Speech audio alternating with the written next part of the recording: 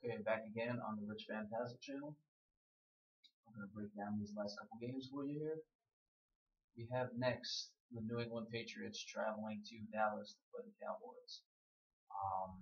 Injury report, obviously for the Cowboys, insubstantial. Des Bryant is still out. Sean Lee, their linebacker, is questionable. He's again having trouble staying on the field. Bryce Butler, the wide receiver, is doubtful, and Lance Dunbar is listed as out. I don't expect him to play for the rest of the season. New England is listing no injuries. Now, New England's off the bye. They're 3-0. They're bludgeoning teams. The Cowboys don't have Tony Romo. They don't have Des Bryant.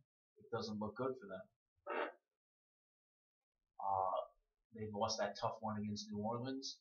I think that they have to start calling the game better. Both Marinelli and Scott Linehan, they're just becoming too predictable. I think they're playing well enough to do what needs to be done to win. It's just they're running too many plays in a row and they're just becoming too predictable.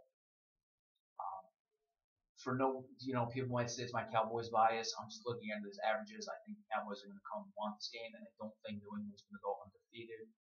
People would say, well, New England went undefeated once before. Yeah, what does that tell you? Two teams in the history of football since the NFL merger have gone undefeated through the regular season. If the Patriots did it once, the likelihood of them doing it again, I don't even want to comprehend how small those odds are.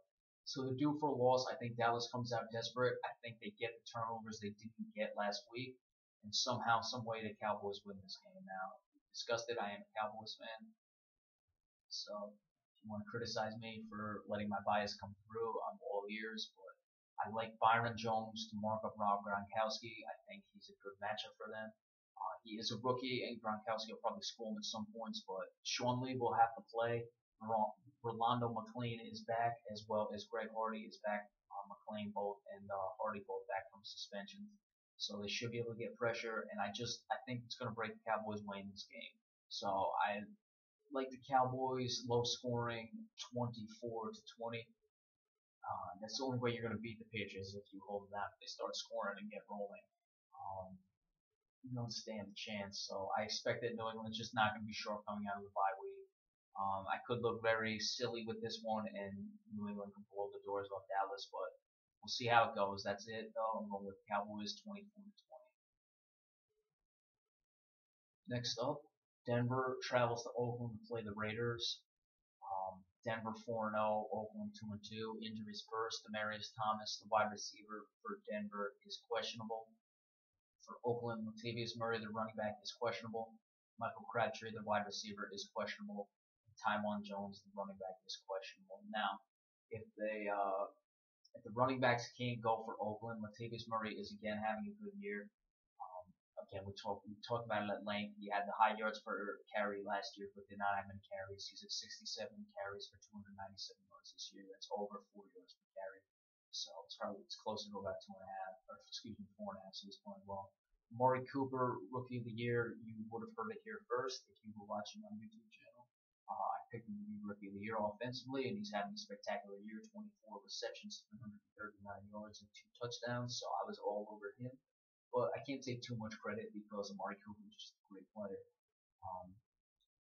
Oakland is off that tough loss in Chicago. We talked about that. What a game like that would tell you about an Oakland team. Denver is 4-0. They're winning games sloppy. That was another sloppy win against Minnesota. And for this one, I don't see Denver going 5-0 because they have kept winning and winning sloppy. And I see Oakland making up for that loss last week.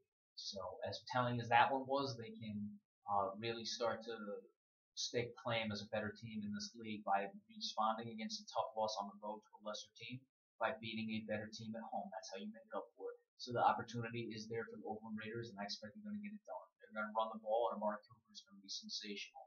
And I think that Denver's secondary is going to have their hands full with them. Going to get pressure on Peyton Manning. I think Denver is going to be sharp in this game. They're really going to start to work at the Kings, but we've been saying that for 4 weeks. But I still think Oakland's going to be committed and focused. They see the opportunity that's in front of them, and they get the win in this game. And I like it 27-23 Oakland.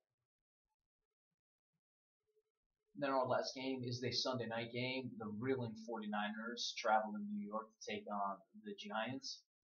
Injuries, the 49ers. Vernon Davis is questionable. Devon Kennard is questionable. Victor Cruz, the wide receiver, is out. And Daniel Fells, the tight end, is out. Vernon Davis for San Francisco is questionable. Now, again, this is a West Coast team traveling east. I be honest with you, I've seen San Francisco play the Giants twice, obviously both here in New Jersey, and one of those games was last year. So I don't know why they seem to keep getting shipped out to the East Coast to play the Giants, but that's how the cookie crumbles, so to speak. So San Francisco's clearly struggling. Colin Kaepernick is not playing well at all this year. Giants are finding their groove, and I expect Odell Beckham to really pick apart this San Francisco secondary. I think San Francisco is very prideful. They're going to come out and play well. They're going to be professional, and they're not looking to get their doors blown off in this game and sort of their last stand, so to speak, at 1-3. But I just don't see it. As good as Carlos Hyde, I think, will run. I think Eli Manning's going to get the job done and continue to improve with this Giants team. Rashad Jennings is continuing to improve, and that's where I see it going.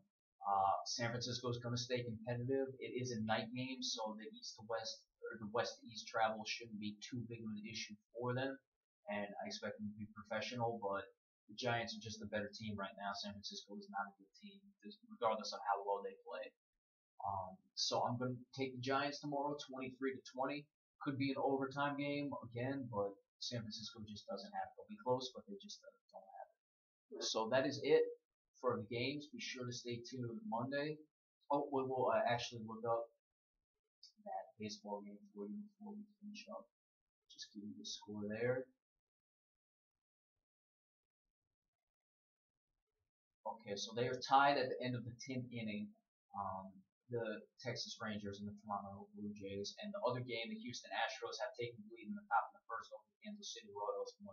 So we talked about it in the video earlier. The two top teams that were expected to play for the American League Championship Series are both certainly Toronto's really in crunch time. Kansas City, you got plenty of time. It's only the top of the first inning, but we'll see how that goes from here. You got the Cubs and the Cardinals starting their series tonight, as well as the Mets and the Dodgers. The Mets, I've seen a lot of people today in their Mets jerseys, obviously very excited for their team. It's been a long time, so here in the New York area, we'll see what the Mets can do. So, enjoy the baseball games tonight. You have the picks now for Sunday's game. Enjoy them. And thanks for tuning in to the Rich Fantastic Show here again on Brookdale Student Radio 90.5, as well as the YouTube channel where we post the videos. Thank you so much, and enjoy your week.